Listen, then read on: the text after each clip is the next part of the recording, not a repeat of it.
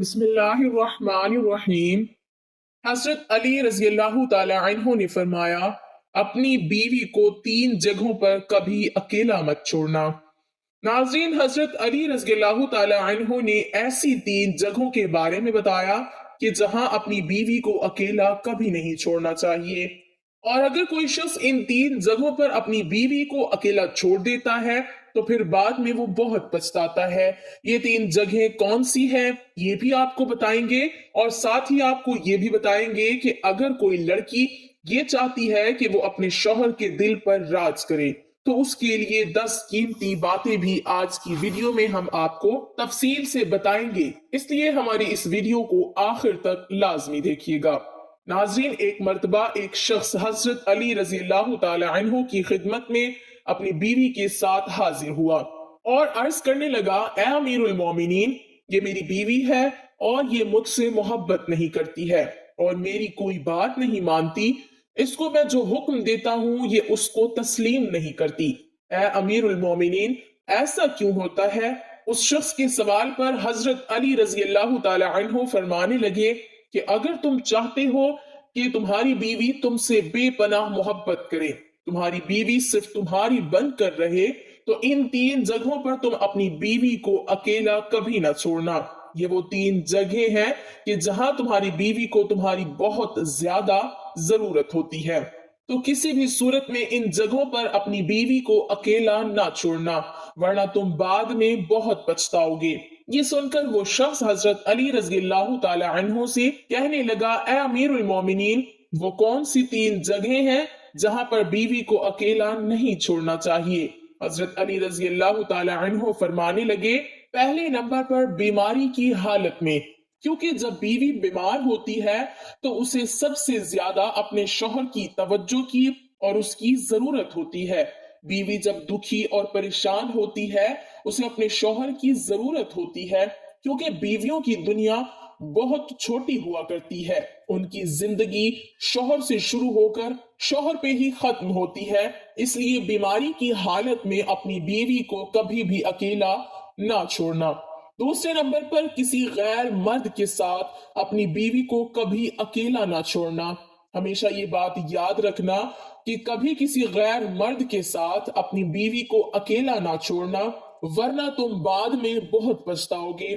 क्योंकि मैंने अल्लाह की रसूल सल्लल्लाहु अलैहि वसल्लम से सुना है कि जब एक गैर मर्द और गैर औरत तन्हाई में मिलते हैं तो उनके बीच में तीसरा शैतान होता है, और आपको मालूम है कि शैतान इंसान को हर बुरा काम करने के लिए उकसाता रहता है। इसलिए ऐ शख्स, अगर तुम चाहते हो कि तुम्हारी बीवी तुम्हारी ही बनकर रहे तो कभी भी किसी गैर मर्द के साथ अपनी बीवी को अकेला छोड़ने की गलती ना करना।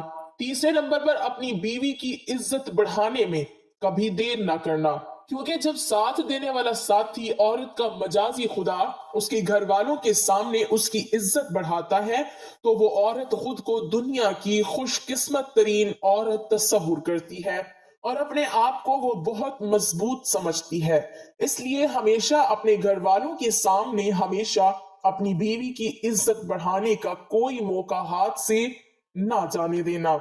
नाज़रीन, अक्सर ख्वातीन की ये भी शिकायत रहती है कि उनके शौहर उनसे मोहब्बत नहीं करते, उनके शौहर उनकी कोई भी बात नहीं मानते। तो अपने शौहरों को काबू में करने के लिए अक्सर ख्वातीन जो गलती कर बैठती हैं, जो ना सिर्फ उनकी जिंदगी तबाह करता है बल्कि उनके पूरे घर वालों की जिंदगी भी तबाह कर देता है। अपने शौहर को अपने काबू में करने के लिए आमिल बाबा और दीगर शोबदा बाजू के हत्थे चढ़ जाती हैं, और जहां से ना सिर्फ वो अपनी इज्जत बल्कि अपने खानदान की इज्जत को भी दाव पर लगा देती हैं। तो इन खवातीन के लिए 10 ऐसी बातें हैं, अगर वो इस पर अमल कर लेंगी तो उनका शौहर उनकी मुट्ठी में रहेगा।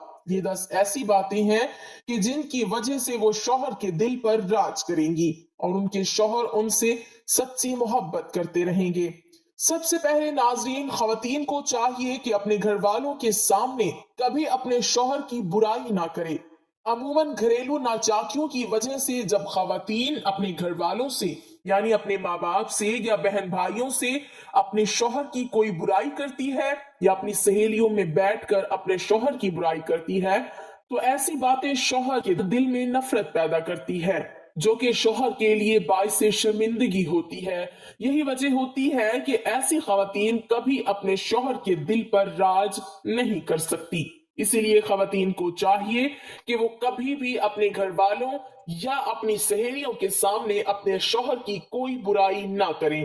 اور ایسے ہی جیسے خواتین کو اپنی تعریف سننا بہت پسند ہوتا ہے تو مرد حضرات کو بھی اپنی تعریف سننا بہت اچھا لگتا ہے۔ اس لیے خواتین کو چاہیے کہ وہ اپنے شوہروں کی ہمیشہ تعریف کریں، ان کو اچھے لفظوں میں یاد کریں۔ اس کے علاوہ اگر آپ کے سامنے آپ کے شوہر کی کوئی برائی کرتا ہے تو اسے ہرگز نہ سنیں اور اسے ایسا کرنے سے منع کریں۔ ایسا کرنے سے شوہر کے دل میں بیوی کی محبت اور زیادہ بڑھ جاتی ہے۔ اس کے بعد شوہر کو اپنا گرویدہ بنانے کے لیے اگلا نمبر ہے کہ کھانے پینے کے لیے اچھی سے اچھی چیز بنائیں، اس کے کھانے پینے کا خیال رکھیں، جو چیزیں اس کو کھانے میں پسند ہے اس کی پسند کی چیزیں بنائیں، کیونکہ اگر کسی خاتون کو کھانا بنانا اچھا آتا ہے تو اس بات پر اس کا شوہر فخر کرتا ہے اور یہ شوہر چاہتا ہے کہ اس کی بیوی اس کے لیے کوئی ایسی چیز بنائے جو اس کو بہت پسند ہو۔